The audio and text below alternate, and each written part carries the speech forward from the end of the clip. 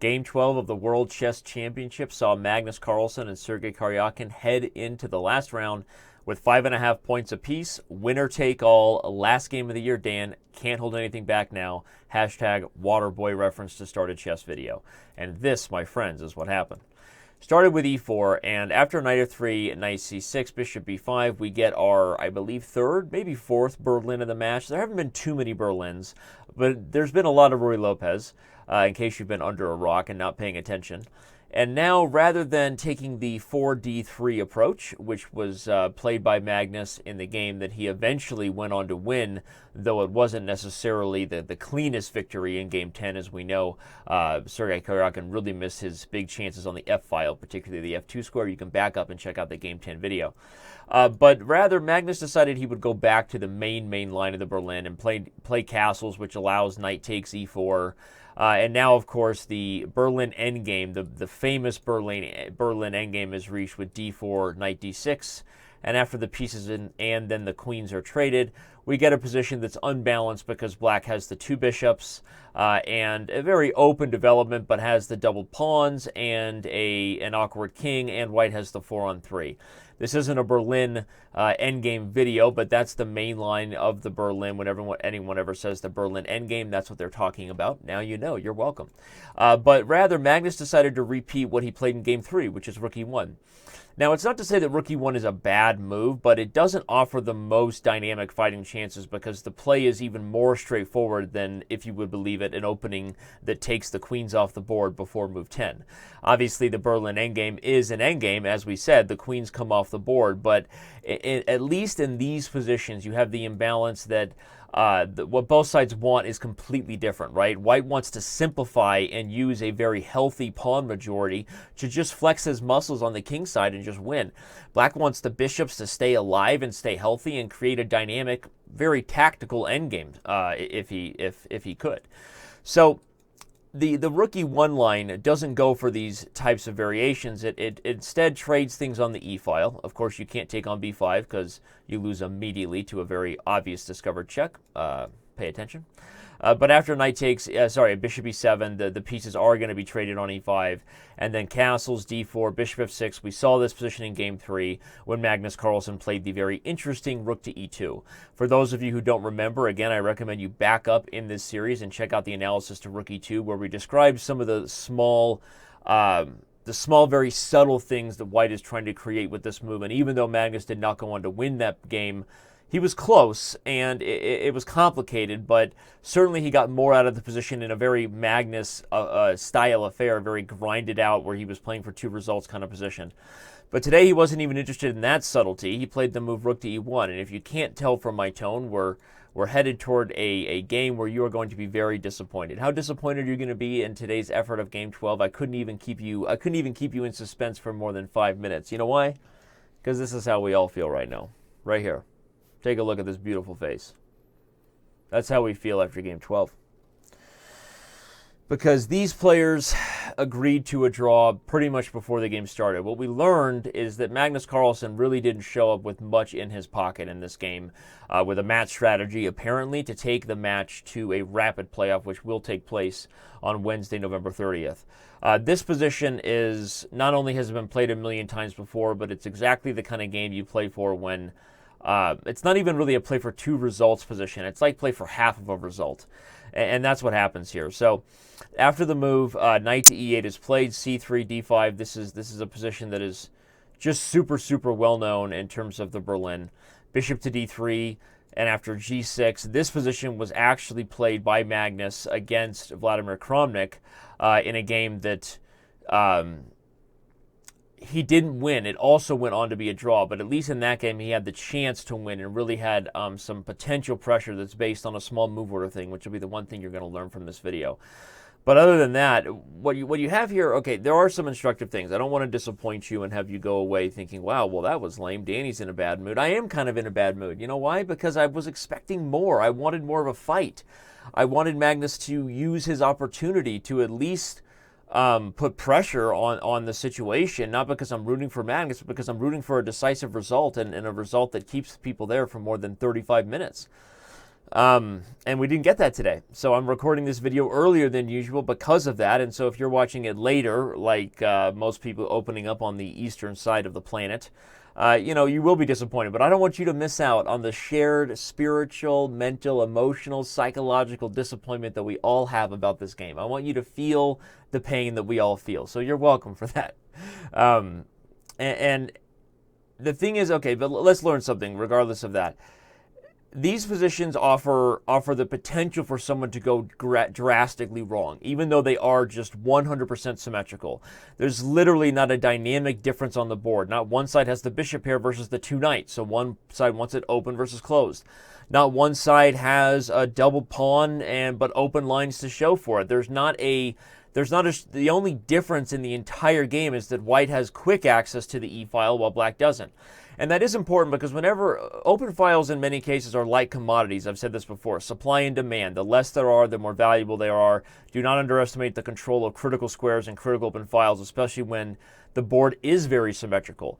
So that is the one idea white has here. But against any kind of well-prepared opponent, Sergey Karjakin is one, this is just not a real winning try.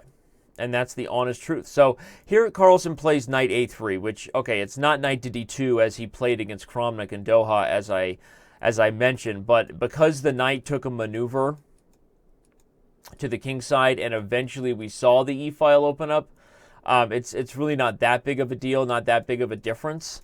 There's also variations where the knight will sometimes come to d2 and then in some positions try to go to f1 and into e3, which is also something that could be similar to the knight on a3, since the knight could take a c2 to e3 route, basically just a different road leading to the same destination. So he plays knight a3, which is an official novelty, but after c6 you just knew Karjakin was prepared here, and I'll show you why. The one way this game could go wrong for black, let's say, is with the move knight to g7, and after knight to c2, playing the same sort of idea that Kramnik played against Carlsen before, but after takes f5 and then knight e3, where white pretty much is forcing another trade because this knight's coming into g4 to attack the dark squares. White ends up with the control over the e-file because the difference between this position and the game is that black is unable to challenge the e-file either on e8 or e7 because at the end of the trade, queen e7, for example, takes, this pawn falls, and white's just winning.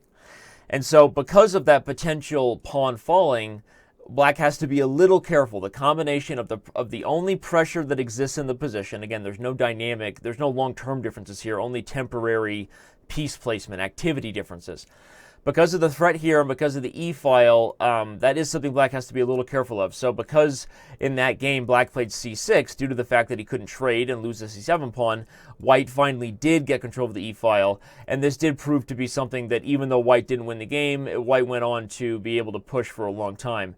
Note that a move like king f8 to try to overprotect the e8 square simply doesn't work because there's all kinds of checks at some point on h6. So this would be the one thing where black could go wrong, that white could shoot for, is that basically black tries too aggressively to challenge the minor pieces before solving the potential issue of the c7 pawn being under fire. But the one person who got himself in trouble in that line, and as I said in that game where you saw Carlsen get the e-file against Kramnik, was Karjakin's countryman, and I seriously doubt Karjakin was not going to see that game. So it's not like Magnus Carlsen went into this thinking he was going to improve on his game with Kramnik or any sort of reality there. We're really just talking ourselves blue here because we owe it to you, the fans, to provide analysis. So before you even think about disliking my video, think about the effort that was put on the board here and that I'm trying to give you some educational entertainment to take home, despite what was a completely theoretical, lackluster, I've already decided it was a draw performance, and that's the truth. So he goes knight to c2, but as we said, instead of knight to g7, Karjakin just plays c6. He knows what's coming. He's going to eliminate those tactics. So as I said, Carlsen goes knight c2 anyway. Here comes the idea of trading the piece on f5, and queen d2 really just shows that there's nothing here, because queen d2 is essentially just a loss of tempo. There's not going to be any improvement other than bringing the knight to e3 to trade off this knight the moment the opportunity presents itself. And so part of the reason for that is because if white goes knight e3 now, for example, early to try to prevent the piece from trading on f5, black has this nice move knight to e6. A move like bishop e5 might even run to like a trade and then a queen to g5, where the e-pawn is hanging and the knight's coming into f4. So this is clearly better for black. And if the bishop retreats anywhere else, maybe there's even ideas like the bishop coming into g5 at some point, or maybe the bishop can stay in this diagonal and you can play for c5. The point is, white is closing the e-file and not getting the kind of counterplay immediately you need with the knight coming in, because black is meeting knight e3 with the move knight e6. So if there's no real advantage to moving the knight to a3, c2, e3, or d2, f1, e3, and the only real idea was that you could try to control the e-file before your opponent completed their queenside development, then we see that, okay, so once Karjakin stops those ideas, stops the c6 pawn from being an issue, so that in the game, as you're about to see, he is able to challenge the e-file in exactly the way I highlighted before was not a possibility because of the pawn hanging over here. And then we know this game was just a planned draw by Carlsen. A few moves sort of pretending to make an effort were played further, but the pawns locked themselves up quickly, and the game was just agreed to a draw. So if you're disappointed, know that you are a part of the collective global consciousness on the planet right now regarding how Game 12 went. It's not a you problem, it's a them problem, all right? This is not a you, all right? Look yourself in the mirror. You're smart enough, you're good enough. I don't want to Goodwill Hunting you right now, but it's not your fault. Hey, it's not your fault. If you're watching this video quickly, you can still check out the live Chess Center show that's taking place at 5 p.m. Pacific on Monday the 28th, and see MVL join us. You can see Sasha Ipatov, Robert Hess, and some other cool clips from the press conference and such. But otherwise, the rest of you watching this the next day, I'm very sorry that I could not deliver the gusto, but this game had very, very little to offer in regards to dynamic fighting chess. So unless I was going on and on into a random Berlin video lesson, which Berlin video lectures, there's plenty over at chess.com's video library. In fact, Grandmaster Dejan Boykov did a great series on how to play the Berlin for white and black. So if you're a premium member on chess.com, go check out those videos. They are awesome. But other than doing stuff like that, there's nothing I can do, you know? I mean, Carlos Fathead made an appearance. MBL makes an appearance on Chess Center today, and as he said, I was like, you know, how you like the game? He's like, I need a drink, you know, whatever, you know. He said something about, you know, needing to forget the game. So anyway, that's life. That's life in the big, big city. The World Championship tiebreak will take place on Wednesday, November 30th, and that show and those videos are going to be phenomenal. In fact, likely game reviews of the World Chess Championship tiebreaks will be over on our sister YouTube channel, the Chess.com main YouTube channel. So this is likely the last video you will see on the Daniel Rensch YouTube channel breaking down the classical chess battles of the 2016 World Chess Championship. Thank you to all the fans who watched every video, who put something nice in the comments. Even thank you to people who put mean things in the comments. You know, all is love. And look for videos by me breaking down in a very educational way, as I did for all these games, the rapid games, over on the chess.com YouTube channel moving forward. And please subscribe. We will see you then. And again, sorry to all the chess fans for a game that wasn't my fault. But hey, we learned something anyway. We learned a little bit. Come on, you got to give it to us. Thanks, everybody.